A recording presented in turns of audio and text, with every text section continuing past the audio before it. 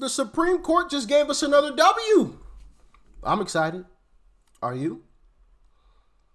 Let's dive in.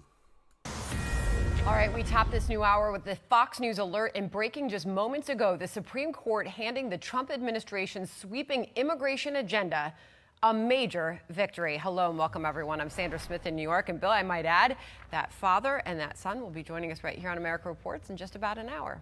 Yep, looking forward to talking with them. Sandra, great to be with you as always. I'm Bill Malugin here in Los Angeles, in for John Roberts today. This is America Report. So this story, a huge deal out here in L.A. In a 6-3 decision, the Supreme Court now clearing the way for roaming immigration sweeps here in L.A. to resume once again, at least for now. That coming after lower courts first blocked the administration from carrying out these raids back in July, saying they were discriminatory. Obviously, this is a big change. Senior national correspondent William Lajeunesse is topping off this hour with this breaking news for us out of L.A. What do we know, William? Well, Sandra, it's an important ruling in that a district judge and an appeals court had effectively stopped immigration enforcement in Southern California. And we expected it to effectively become a nationwide ban as other judges in other cities would cite this ruling to stop ICE actions in their jurisdictions. So it was a Biden-appointed judge in July issued a restraining order stopping ICE from stopping individuals with just reasonable suspicion that they're in the U.S. illegally. It barred officials from relying on certain factors like race or being outside a Home Depot looking for day labor. Well, the Ninth Circuit upheld that ruling, prompting the administration to go to the Supreme Court, arguing that the ruling restricted ICE's ability to enforce the law passed by Congress that says you can't cross the border illegally to live and work in the U.S. We're talking 10 to 20 million people. Stopping even routine operations like hitting employers with reasonable cause to believe that they employed large numbers of illegal workers. So Justice Brett Kavanaugh wrote in his concurring opinion that race or ethnicity alone cannot be a reason to stop someone, but it can be considered along with other factors informing reasonable suspicion to stop someone for illegal immigration checks, such as where people gather and what jobs they are working in. Well, the three liberal justices said in dissent with Judge Sonia Sotomayor's writing, we should not have to live in a country where the government can seize anyone who looks Latino, speaks Spanish, and appears to work in a low-wage job. Moments ago, DHS issued this statement on behalf of the administration, quote, a win for the safety of Californians and the rule of law. DHS law enforcement will not be slowed down and will continue to arrest and remove the murderers, rapists, gang members, and other criminal illegal aliens that Karen Bass continues to give safe harbor. The bottom line is, Sandra, we expect ICE now to continue these sweeps, obviously in California, but also in other cities like Chicago. And that is why this ruling with the Supreme Court is important, because it essentially freezes, if you will, this district judge and the appeals court ruling that said that ICE could not do these immigration sweeps. Back to you. We're going to dig deeper into that in just a moment. William Lajeunesse on that breaking news. Thank you. Bill. Well, Sandra, as William just mentioned there, President Trump also keeping up his immigration crackdown in the city of Chicago. More ICE operations expected there today, along with targeted arrests all around the city. Yes, sir. Supreme Court ruled in our favor. I love it. I love it. I love it. I love it. Deporting more illegals day by day. Anyway. Let's continue on. Promising a surge of resources in the city. We have team coverage of what's now being called Operation Midway Blitz. We begin with our Sabrina Franza live for us on the Southwest Side, where community groups are trying to get critical information out to their neighbors. Sabrina. Marie, neighbors here on the Southwest Side, they are telling us that they are feeling afraid in this moment. Many saying that they're not even opening their doors to those canvassing, trying to deliver Know Your Rights materials to them. They're saying that the enhanced immigration enforcement they're seeing here in their communities is a sign that that operation has begun. Many people were asking, when is it going to start? When is it going to start? This has been happening. What we're seeing today is an escalation. The people, united, will never be defeated. In the shadow of Midway Airport, Chicago's Southwest Side prepares for Operation Midway Blitz. They will not stop here. telling neighbors to record, take photos if they see enhanced immigration enforcement in their area, reacting to reports of people being arrested by ICE near Archer Heights Sunday, including a local flower vendor. We've already seen a decrease, a huge decrease this morning as I was dropping off my kids at school. No vendors were outside.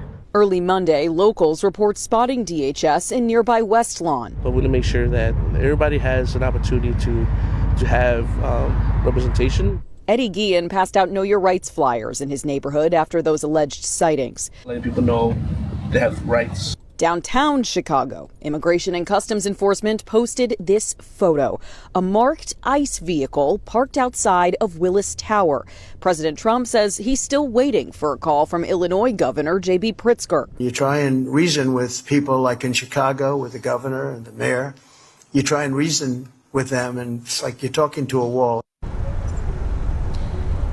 Mayor Brandon Johnson reacting to all of this afternoon, saying that he's concerned about potential militarized immigration enforcement. Of course, we did reach out to Immigration and Customs Enforcement for more details on what this mission might look like. They did not get back to us with specifics, though we do know that they will occupy an office space at the Great Lakes Naval Base north of the city of Chicago until at least October 5th. Oh, man. She said there's no vendors out on the streets anymore. Yeah, because they're all here illegally.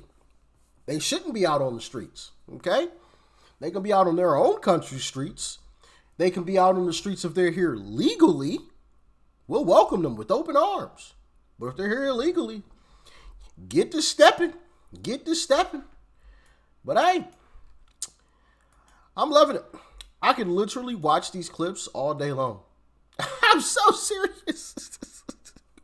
I can watch this stuff all day long. And here's more. Our first stop is an address in Plymouth. It's the home of a convicted sex offender and former director at the Minnesota Department of Education, who Alpha News exposed in June, sparking an online firestorm over the state's hiring practices. Wilson Tindy, a Kenyan national, was convicted of sexually assaulting a sleeping woman in the Twin Cities after breaking into her home. Tindy pled guilty to the crime 9 years ago. A judge ordered his removal from the United States. But a federal judge ultimately ruled that Tindy's removal was not warranted. Tindy spent 18 months in ICE custody and then landed taxpayer-funded positions at 2 separate Minnesota state agencies. After our reports, Tindy's status has changed. We really have to go through, work with our legal team to make sure that the conviction would qualify for, removability from the U.S. So it did take us kind of a long time and a lot of research with help from our legal team, who are amazing. We did come up with a immigration charge because of his criminality. We do have, a warrant of arrest for him today. So, just praying all goes well and everyone remains safe during the arrest. So this isn't a random pickup on the street today like the media likes to portray? Right. Yep. It is not. Lots of hours went into this case. ICE officers park blocks away to wait for the right moment to move in. We're expecting him to leave the apartment, and normally he does go northwest when he comes out of there. So we'll be probably the third car back. He was heading towards his apartment. Within minutes, they're on the move. They got lights and sirens on right now. Walking up to the townhouse, Tindy is already in handcuffs in his garage next to his BMW. I love it. Staking out, knows which direction he typically goes. So, they've been doing their research. Okay. I love it. I love it. I love it. Get them all out of here. Get them all out of here. Meanwhile, you have Democrats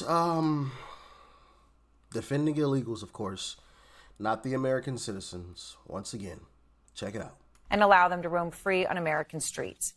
Daniel Biss is out front now. He is the mayor of Evanston, Illinois, a suburb obviously right outside Chicago, home to 10,000 international students at Northwestern University, among others. So, Mayor, I appreciate your time. I know you've just warned your entire city publicly that ICE operations are imminent.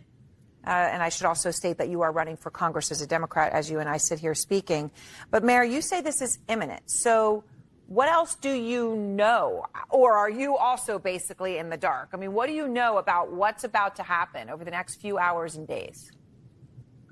Well, first of all, I am absolutely in the dark. The Trump administration wants to keep us guessing, wants to use our uncertainty to keep us afraid. But the reason that we communicated with our residents this morning is that I got information from a senior state official last night indicating that they had good intel that they thought it was likely that ICE would be coming to Evanston today and in the coming days. And we just felt that we had a responsibility to let our residents know so they could work to protect themselves. We've been doing everything we can to protect our residents from before Donald Trump took office, passing strong sanctuary laws to make sure our police are not cooperating with federal civil immigration enforcement, protecting our data, switching off our license plate cameras when we learned that that data was being shared. But we also need to make sure our residents know as much as possible so they can take the steps they need to protect themselves. Samir, the DHS announcement comes on the same day that the Supreme Court made, it was a stunning decision, okay? They have given President Trump a green light for ICE to continue its roving patrols, right? And to pull people aside, any reason they want to. Is there anything your residents can do if this is what ICE starts doing now that there's been this ruling? Well, we need to be really clear about what we can and cannot do. And we want people to be aware of the risks so that they can make appropriate calculations. It's part of why we communicate the way they do. And I know that there are people staying home. I know there are people keeping their children at home from school. There are businesses unsure about whether or not they should operate, and they're making their own calculated decisions. But we have to do everything we can. And so we're doing that both as a city and, frankly, as individuals. I got trained in rapid response. So now when ICE comes to town, I get a text. I'm able to go immediately to the location, share rights that individuals have with them, inform them of their rights, videotape, bear witness, hold ICE officials accountable. We all need to do what we can in this moment. We're only going to be successful in protecting our communities from these attacks in solidarity. President Trump's border czar Tom Homan was on with Jake yesterday. Have you ever seen Democrats this, what's the word I'm looking for? Have you ever seen Democrats do this much for the American citizens? Oh, I can get a text response and I could be there on the scene instantly. And I can let our citizens know about, when is the last time you saw a Democrat say that about an American citizen?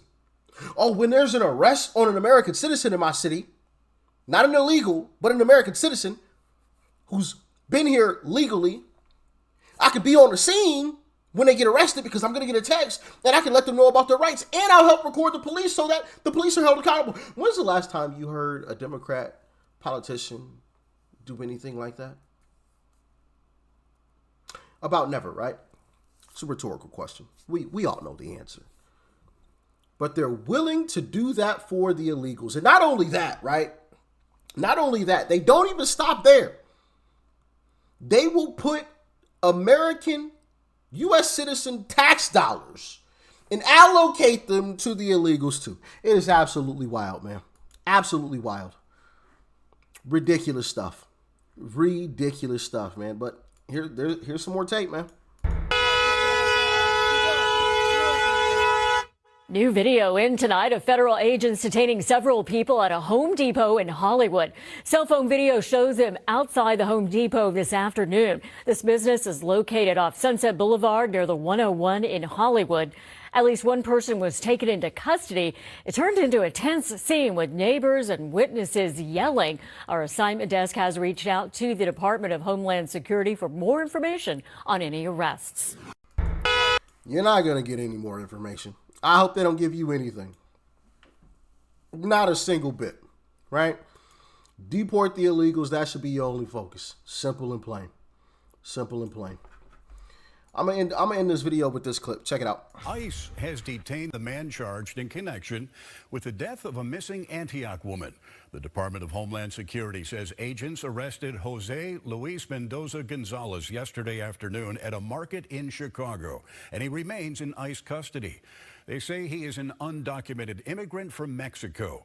Now, you remember back in April, Mendoza Gonzalez was charged with concealing a corpse, abusing a corpse, and obstruction of justice in the death of Megan Boss. Police in Waukegan found Boss's body in a container in Mendoza Gonzalez's yard. She'd initially been reported missing back in March. ICE has detained the man charged.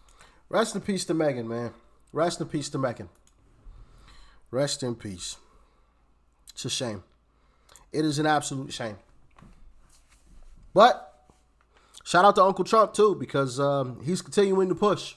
He is continuing to push.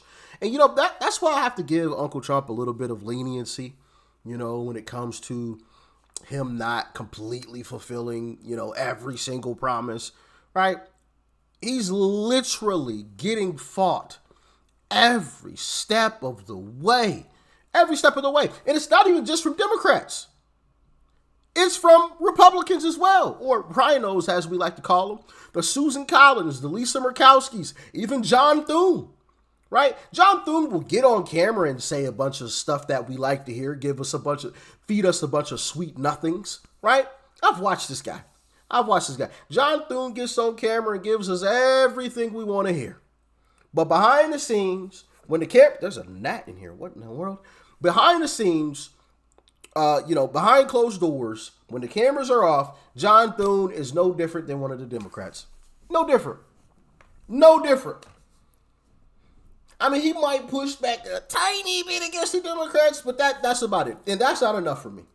When we have the House, the Senate, and the presidency, that is not enough for me. Why hasn't every single one of Trump's picks been appointed already? Can y'all answer that question? Why haven't we approved every single one of Trump's picks already?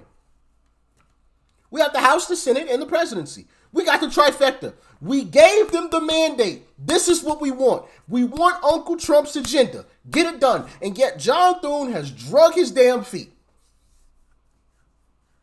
I'm just saying. I'm sick of this. We need to vote John Thune out, Lisa Murkowski, Susan Collins, John Cornyn, right? Mike Johnson. I know he's the Speaker of the House. I don't care. Vote him out. Every single weak Republican needs to be voted out. Every single one. And obviously, like I've said before, closer to midterms, those that are up for re-election, I'm going to be, making a video on every single one and the options that we have to vote for instead of the individual, right? For example, John Cornyn, he's going up against Ken Paxton in Texas. And according to polls, Ken Paxton is currently leading. So that is great. John Cornyn may be off the board here shortly. Okay, so that is amazing. That is awesome. Obviously, the Mitch McConnells of the world, he's retiring, but we have to make sure that we replace him with somebody that is good. Not the, what's the black guy's name? I think he used to be the AG. Is it Cameron? I believe it's Cameron, right? In Kentucky, the former AG, Cameron. Is it Cameron? Let me know. Whoever that black guy is, do not. He was just a rhino. He is no different than Mitch McConnell. In my humble opinion. But like I said, I'll prove all of this as we get closer to that time. All right, we don't need to dive into the weeds right now. Anyway, y'all get in the comments. Let me know your thoughts and your opinions about all of this. Thanks for tuning in as always. I greatly appreciate it. And you watch it till the end, so I really, really do appreciate it. Shout out to you. Peace and love. I'm out.